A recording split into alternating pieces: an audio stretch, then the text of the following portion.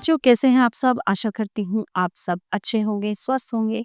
स्वागत है आपका इस कक्षा में। आइए आज हम पढ़ते हैं हिंदी व्याकरण का पाठ 7, लिंग वचन कारक यानी कि संज्ञा के विकारक तत्व। क्या है संज्ञा के विकारक तत्व? लिंग, वचन और कारक। लिंग शब्द के जिस रूप से ये पता लगता है कि उसका उपयोग पुरुष जाति के लिए किया गया है या स्त्री जाति के लिए, उसे लिंग कहते हैं। लिंग के दो भेद होते हैं, पुल्लिंग और स्त्रीलिंग। पुल्लिंग शब्द के जिस रूप से उसके पुरुष जाति के होने का बोध हो, उसे पुल्लिंग कहते हैं। जैसे लड़का, मामा, राजा, पिता, हाथी, मोर। ठीक है, ये हो गए पुल्लिंग। नित्य पुल्लिंग शब्द, जो शब्द सदा पुल्लिंग में प्रयोग होते हैं उन्हें नित्य पुल्लिंग शब्द कहते हैं। जैसे दरवाजा, सोफा, चश्मा, रास्ता, कमरा, शीशा, मंदिर, केला आदि। कुछ शब्दों का प्रयोग सदा पुल्लिंग में होता है, जैसे देशों के नाम भारत, अमेरिका, जर्मनी, चीन। पहाड़ों के नाम हिमालय, विंध्याचल, एटलस। समुद्रों के नाम अरब सागर, लाल सागर, हिंद महासागर। दिनों के नाम सोमवार, मंगलवार, शुक्रवार, शनिवार। महाद्वीपों के नाम यूरोप, एशिया, अफ्रीका। हिंदी महीनों के नाम आषाढ़, फागुन, ज्येष्ठ। ग्रहों के नाम मंगल, बृहस्पति, शनि। अनाजों के नाम धान, बाजरा, चना आदि। कुछ प्राणीवाचक शब्द सदा पुल्लिंग होते हैं, जैसे मच्छर, ततैया, केंचुआ, भौरा, उल्लू, कौवा, खटमल, खरगोश, चीता, भेड़िया। अंगों के नाम पेट, कान, हाथ, घुटना। धातु के नाम सोना, तांबा, पीतल, लोहा। पदों के नाम राष्ट्रपति, राज्यपाल, मुख्यमंत्री। रत्नों के नाम मोती, पुखराज, नीलम, हीरा। कुछ भाववाचक संज्ञाएं बुढ़ापा, बचपन, यौवन आदि। अब बात करते हैं स्त्रीलिंग की। जिन शब्दों से स्त्री जाति का बोध होता है उन्हें स्त्रीलिंग कहते हैं, जैसे लड़की, मामी, हथनी, मौनी, रानी, छात्रा, अध्यापिका आदि। ठीक है ना, ये हो गई स्त्रीलिंग। नित्य स्त्रीलिंग शब्द, जो शब्द सदा स्त्रीलिंग में प्रयोग होते हैं उन्हें नित्य स्त्रीलिंग शब्द कहते हैं। जैसे भाषाओं के नाम हिंदी, अंग्रेजी, उर्दू। ठीक है, भाषाओं के नाम हो गए, तिथियों के नाम हो गए प्रथमा, द्वितीया, अष्टमी, नवमी। झीलों के नाम डल, मानसरोवर, चिल्का। बोलियों के नाम ब्रजभाषा, मैथिली, अवधी। खेलों के नाम फुटबॉल, हॉकी, कुश्ती। भाववाचक संज्ञाएं चढ़ाई, सुंदरता, उड़ान, अच्छाई। इकारांत संज्ञाएं संगति, विधि, रुचि आदि। उकारांत संज्ञाएं आयु, ऋतु, मृत्यु आदि। कुछ प्राणीवाचक शब्द सदा स्त्रीलिंग माने जाते हैं, जैसे मकड़ी, तितली, छिपकली, लोमड़ी, चींटी, कोयल, मछली, गिलहरी, बत्तख, मक्खी। ये हमेशा जो है स्त्रीलिंग माने जाते हैं। पुल्लिंग से स्त्रीलिंग बनाने के नियम। आ को आ करके छात्र, छात्रा, प्रिय, प्रिया। बाल, बाला, मूर्ख, मूर्खा। देव, देवी। अ तथा आ को ई करके मामा, मामी, पुत्र, पुत्री, बकरा, बकरी। आ को या करके कुत्ता, कुतिया, बूढ़ा, बुढ़िया, चिड़ा, चिड़िया, गुड्डा, गुड़िया। अंत में इन जोड़कर मालिक, मालकिन, पुजारी, पुजारी, नाग, नागिन, मालिक, मालिक। अ को इका करके बालक, बालिका, पाठक, पाठिका। अध्यापक, अध्यापिका, नायक, नायिका। नी जोड़ने से हंस, हंसनी, चोर, चोरनी। ऊंट, ऊंटनी, शेर, शेरनी। आनी जोड़कर आ को आनी या आनी होना। जेठ, जेठानी, इंद्र, इंद्राणी, देवर, देवरानी, सेठ, सेठानी। फिर है वान को वती तथा मान को मती करके गुणवान, गुणवती, रूपवान, रूपवती, बुद्धिमान, बुद्धिमती, श्रीमान, श्रीमती। ई के स्थान पर इनी लगाकर स्वामी, स्वामिनी, तपस्वी, तपस्विनी। यशस्वी, यशस्विनी, अभिमानी, अभिमानिनी। कुछ जाति तथा उपनाम सूचक शब्दों के अंत में आइन लगाकर ठाकुर, ठकुराइन, चौबे, चौबाइन, हलवाई, हलवाइन, पंडित, पंडिताइन। कुछ विशेष पुल्लिंग शब्द जिनका स्त्रीलिंग में रूप भिन्न हो जाता है। पुरुष, स्त्री, राजा, रानी, वर, वधु, सम्राट, साम्राज्ञी। बैल, गाय, नर, मादा, विदुर, विधवा, कवि, कवियत्री। अगला हमारा टॉपिक है वचन, जो हमारा विषय है। शब्द के जिस रूप से संख्या का बोध हो उसे वचन कहते हैं। ठीक है, जैसे लड़का, लड़के, पुस्तक, पुस्तकें। लड़का तथा पुस्तक शब्दों से पता चल रहा है कि इनका प्रयोग एक के लिए हुआ है। लड़के तथा पुस्तकें शब्दों से पता चल रहा है कि इनका प्रयोग एक से अधिक के लिए हुआ है। वचन के भेद। वचन के दो भेद होते हैं, एक वचन और बहुवचन। एक वचन शब्द के जिस रूप से एक व्यक्ति या वस्तु का बोध होता है उसे एक वचन कहते हैं, जैसे बच्चा, पंखा, पुस्तक, माला आदि। ठीक है, ये सारे नित्य एक वचन। कुछ शब्द जो है सदा एक वचन में प्रयोग होते हैं, ऐसे शब्दों को नित्य एक वचन कहते हैं, जैसे आसमान, जनता, भीड़, पुलिस, पानी, वर्षा, सभा, लोग आदि। व्यक्तिवाचक, भाववाचक, समूहवाचक तथा द्रव्यवाचक संज्ञाएं प्राय नित्य एक वचन में होती है। बहुवचन शब्द के जिस रूप से एक से अधिक व्यक्तियों या वस्तुओं का बोध होता है उसे बहुवचन कहते हैं, जैसे लड़के, पुस्तकें, मालाएं, पंखे आदि। नित्य बहुवचन जो शब्द सदा बहुवचन में प्रयोग होते हैं उन्हें नित्य बहुवचन कहते हैं, जैसे लोग, दर्शन, प्राण, हस्ताक्षर आदि। आदर प्रकट करने के लिए एक वचन का प्रयोग बहुवचन की तरह किया जाता है, जैसे गांधी जी महान नेता थे, पिताजी कल आएंगे। एक वचन से बहुवचन बनाने के नियम, ठीक है, देखते हैं यहाँ पे। पुल्लिंग या स्त्रीलिंग शब्दों के एक वचन से बहुवचन बनाने के लिए कई नियम हैं जिन्हें इस प्रकार समझा जा सकता है।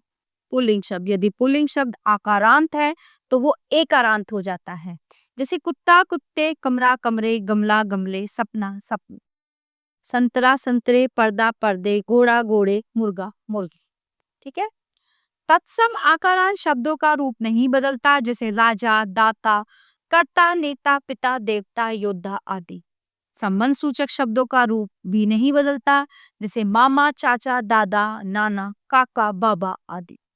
यदि पुल्लिंग शब्द के अंत में आ के अतिरिक्त अन्य कोई अक्षर होता है तो उसका रूप दोनों वचनों में एक समान रहता है, जैसे माली, बाघ, उल्लू, पक्षी, गुरु, मुनि आदि। यदि शब्दों में वचन भेद करना आवश्यक है तो इनके पीछे जन, गण, वर्ण आदि जोड़ दिया जाता है, जैसे एक वचन बहुमित्र, मित्रगण, गुरु, गुरुजन, पक्षी, पक्षीगण, मुनि, मुनिजन, दर्शक, दर्शकगण, ऋषि, ऋषिगण। स्त्रीलिंग शब्द अकारांत शब्द में ए जोड़कर, जैसे रात, रातें, बहन, बहनें, सड़क, सड़कें, चप्पल, चप्पलें, किताब, किताबें, दीवार, दीवारें। आकारांत शब्दों के अंत में भी ए जोड़कर, जैसे कन्या, कन्याएं, कविता, कविताएं, शाखा, शाखा, अध्यापिका, अध्यापिकाएं, महिला, महिलाएं, माला, माला। इकारांत शब्द के अंत में ई के साथ अगर हम यहाँ जोड़ दे तो नीति, नीतियां, तिथि, तिथियां, पंक्ति, पंक्तियां, जाति, जातियां, विधि, विधियां, शक्ति, शक्तियां। इकारांत शब्द के अंत में ई के स्थान पर इया जोड़कर, जैसे गली, गलियां, साड़ी, साड़ियां, मक्खी, मक्खियां, मिठाई, मिठाई, गाड़ी, गाड़ियां, कली, कलियां, राखी, राखियां, लड़ी, लड़ी। उकारांत शब्द के अंत में ऊ के साथ ए जोड़कर, जैसे ऋतु, ऋतुएं, वस्तु, वस्तुएं, धातु, धातुएं, धेनु, धेनु। उकारांत शब्द के अंत में ऊ के स्थान पर उए जोड़कर, जैसे लू, लुएं, जू, जुएं, बहु, बहुएं, वधु, वधुएं। यदि शब्द के अंत में या है तो उसे या कर देते हैं, जैसे चिड़िया, चिड़िया, गुड़िया, गुड़िया, बुढ़िया, बुढ़िया, चूहिया, चूहिया। ठीक है, बाद में क्या होता है, इसमें चंद्र बिंदु लग जाता है। अगला है हमारा टॉपिक कारक। कारक का अर्थ है क्रिया से संबंध कराने वाला। दिए गए वाक्यों में मोटे शब्दों पर ध्यान देते हुए पढ़िए। सरला ने दिव्या को पेन दिया। ठीक है, सरला ने दिया, दिव्या को दिया, क्या दिया, पेन दिया। वह रिक्शा से बाजार गया, वह गया, रिक्शा से गया, बाजार गया। पेड़ से पत्ते गिरते हैं, पेड़ से गिरते हैं, पत्ते गिरते हैं। रवि पार्क में खेल रहा है, रवि खेल रहा है, पार्क में खेल रहा है, खेल रहा। ठीक है, इन वाक्यों में मोटे छपे शब्दों से कारक का संबंध क्रिया से दिखाया गया है। इन शब्दों को ही कारक चिन्ह कहते हैं। जो शब्द कारक का संबंध क्रिया से प्रकट करते हैं उन्हें कारक चिन्ह कहते हैं। कारक चिन्ह को हम परसर्ग भी कहते हैं। सभी कारकीय शब्दों के साथ कारक चिन्हों का प्रयोग नहीं होता। कारक के भेद, कारक के 8 भेद होते हैं: कर्ता, कर्म, करण, संप्रदान, अपादान, संबंध, अधिकरण और संबोध। तो सबसे पहले हम बात करेंगे कर्ता कारक की। कर्ता कारक का चिन्ह जो है ने होता है। ठीक है, ये ने। तो कर्ता का अर्थ है करने वाला। जो संज्ञा या सर्वनाम क्रिया को करता है उसे कर्ता कारक कहते हैं। जैसे विजय ने पत्र लिख लिया, वह, ठीक है, अब तुम घर चले जाओ, वह कल तक आ जाएगा, हम पढ़ रहे हैं। कर्ता कारक का चिन्ह इसके साथ भी आ सकता है और नहीं भी आ सकता। सर्वनाम के साथ आने पर ने उसके साथ जुड़ जाता है, जैसे तुमने, हमने, उसने, उन्होंने आदि। पहचान, वाक्य की क्रिया में कौन लगाकर प्रश्न करने पर जो उत्तर आता है वही कर्ता कारक होता है। दूसरा है कर्म कारक। कारक चिन्ह को जिस शब्द पर क्रिया का प्रभाव पड़ता है उसे कर्म कारक कहते हैं। जैसे रमन ने सेब खाया, हम उसे खोज लेंगे। मीरा ने खाना खाया, तुम उदय को बुलाओ। कर्म कारक का चिन्ह कभी इसके साथ आता है और कभी नहीं आता। सर्वनाम के साथ प्रयोग होने पर को उसके साथ जुड़ जाता है, जैसे उसको, उनको, तुमको, आपको, सबको आदि। पहचान, वाक्य की क्रिया में क्या या किसको लगाकर प्रश्न करने पर जो उत्तर मिलता है वो कर्म कारक होता है। करण का कारक चिन्ह से के द्वारा जिस साधन द्वारा क्रिया की जाती है उसे करण कारक कहते हैं। जैसे आम को चाकू से काटी, ये पत्र डाक द्वारा आया है। ये पैसा मोहन के द्वारा भिजवा दो, वो गाड़ी से दिल्ली गया। पहचान, वाक्य की क्रिया में किससे या किसके द्वारा लगाकर प्रश्न करने पर जो उत्तर आता है वही करण कारक होता है। संप्रदान कारक, कारक चिन्ह, इसका कारक चिन्ह होता है के लिए और को। ठीक है, जिसके लिए क्रिया की जाती है या जिसे कुछ दिया जाता है उसे संप्रदान कारक कहते हैं। जैसे रमेश ममता के लिए घड़ी लाया, उसने कल के लिए छुट्टी मांगी। भिखारी को भीख दो, इन लोगों को समझा दो। पहचान, वाक्य की क्रिया में किसको या किसके लिए लगाकर प्रश्न करने पर जो उत्तर मिले वही संप्रदान कारक होता है।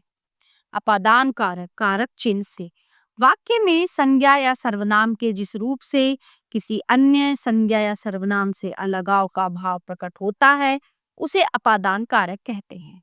जैसे बच्चा पेड़ से गिर गया, वह दिल्ली से चल दिया। बिल्ली छत से कूद गई, प्लेट मेज से गिर गई। इसकी पहचान क्या है? वाक्य की क्रिया में किससे लगाकर प्रश्न करने पर जो उत्तर आता है वह अपादान कारक होता है। संबंध कारक, कारक चिन्ह का की के जो शब्द क्रिया से भिन्न शब्द के साथ संबंध सूचित करता है उसे संबंध कारक कहते हैं। जैसे रीमा का भाई खिलाड़ी है, प्रीति की मम्मी बीमार हैं, तुम्हारा पत्र आया है, मैं उनके पास गया था। सर्वनाम के साथ प्रयोग पर का की के उसके साथ जुड़ जाते हैं, जैसे उसका, उसकी, उसके आदि। का की के को जब मैं, हम, तुम के साथ जोड़ते हैं तो इनका रूप निम्न हो जाता है। मैं जमा का मेरा, मैं की मेरी, मैं के मेरे, हम का हमारा, हम की हमारे, हम के हमारे, तुम का तुम्हारा, तुम की तुम्हारी, तुम के तुम्हारे। पहचान, वाक्य की क्रिया में किसका, किसकी या किसके द्वारा लगाकर प्रश्न करने पर जो उत्तर मिलता है वही संबंध कारक होता है। फिर है अधिकरण कारक, कारक चिन्ह में पर, के, अंदर, के, नीचे आदि जो शब्द क्रिया के आधार या स्थिति को बताता है उसे अधिकरण कारक कहते हैं। जैसे पक्षी आकाश में उड़ रहे हैं, वे छत पर पतंग उड़ा रहे हैं, भैया कमरे के अंदर गए, वह पेड़ के नीचे खड़ा है। वाक्य की क्रिया में कहाँ लगाकर प्रश्न करने पर जो उत्तर मिलता है वही अधिकरण कारक होता है। संबोधन कारक, कारक चिन्ह कोई नहीं, जिस शब्द का प्रयोग किसी को पुकारने में किया जाता है उसे संबोधन कारक कहते हैं। जैसे अरे तुम कहाँ थे, सौम्या अब चुप रहो, मित्र मेरी मदद करो, ए भाई ध्यान किधर है। संबोधन कारक का प्रयोग वाक्य के आरंभ में होता है, इसके बाद संबोधन चिन्ह या अल्प विराम लगाया जाता है। तो आइए देखते हैं इस पार्ट में हमने क्या जाना। पुरुष जाति का बोध कराने वाले शब्द पुल्लिंग कहलाते हैं, स्त्री जाति का बोध कराने वाले शब्द स्त्रीलिंग कहलाते हैं। वचन का अर्थ संख्या होता है। वचन के दो भेद होते हैं, एक वचन बहुवचन। संज्ञा या सर्वनाम का उस वाक्य की क्रिया से संबंध कारक कहलाता है। जो शब्द कारक का क्रिया से संबंध प्रकट करते हैं उन्हें कारक चिन्ह या परसर कहा जाता है। कारक के 8 भेद होते हैं, कर्ता, कर्म, करण, संप्रदान, अपादान, संबंध, अधिकरण, संबोधन।